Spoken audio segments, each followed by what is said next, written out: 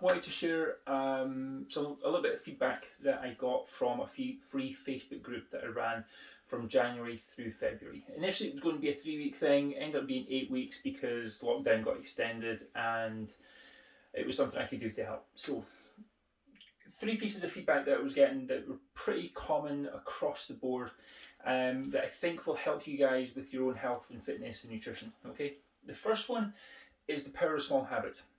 Almost everybody commented on how, while none of the habits they practiced were big in themselves, the cumulative effect of them and the consistent application of them over the 8 week period led to some pretty impressive transformations. Um, there were basically 5 habits to practice, and like I say, none of them on their own were particularly big. So one was to have protein at most meals, the other was to get out for a walk for 20 minutes every day, the other was to get a workout in, so on and so on. On their own, they're not that big. And we tend to think when we're looking to improve our health and our fitness and our nutrition that we have to make big, grand, sweeping changes. But the problem with that is that very rarely do those changes stick. They're too big, they're too far out of our comfort zone, and eventually, because you've not had a lot of time to practice them, if something comes up to throw you off your game a little bit, they tend to fall by the wayside and then you revert back to the previous habits that you had. By working on smaller habits, they're not that far out of your comfort zone. You're not going to get them perfect every day, but over time you will get them more ingrained into your lifestyle and you'll start to see the cumulative effect. Okay, so start small, start easy, and then layer them on top of each other until you've created some new habit stacks with your training, with your nutrition, and all the rest of it. All right. The second one is to remember how you feel after exercise. Now, this could be exercise in the form of a workout or a training session. It could be in the form of just getting out for a walk. Several times a week, there were people commenting that they didn't want to do a workout, they didn't want to go for a walk, but they did it and they're glad that they did it because they feel better for doing it. If you're not someone who enjoys exercising the process of training, it can be quite difficult sometimes to make yourself do it.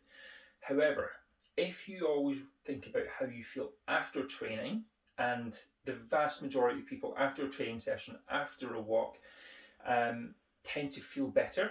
If you focus on that feeling and the result rather than the process, that can help you get started. Okay.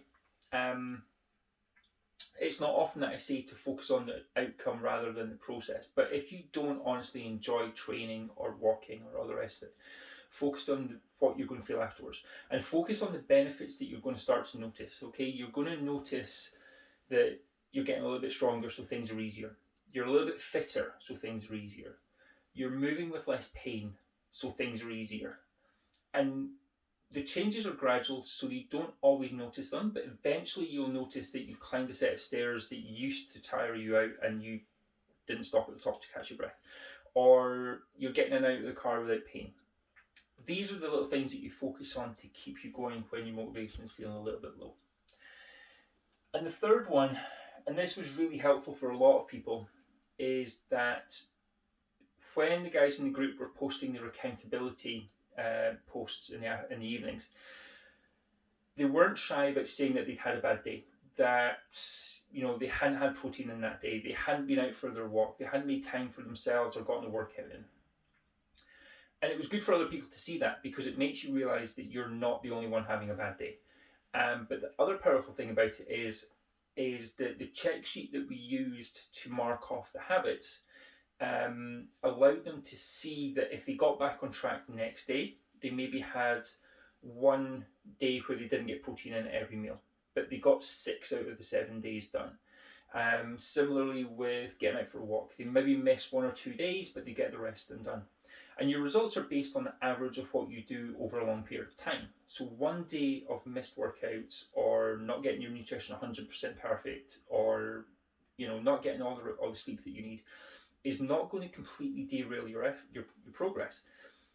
Getting back on track is what's important. And when you remember that everybody has bad days, and they're not unusual, they're not the end of the world, it allows you to give yourself a fresh start the next day. Okay, so if you do have a slip up nutritionally or you miss a training session or whatever, don't worry about it. Don't beat yourself up. Understand why it happened, but then get back on track and you'll be flying in no time. You'll make a lot more progress if you do that rather than write off the rest of the week and get back onto it the next Monday. Okay, so start small with your habits. Remember how you feel after training sessions and the positive benefits that it brings you. And then remember that everybody has bad days. They're not the end of the world, and each day is an opportunity to get back on track. Okay,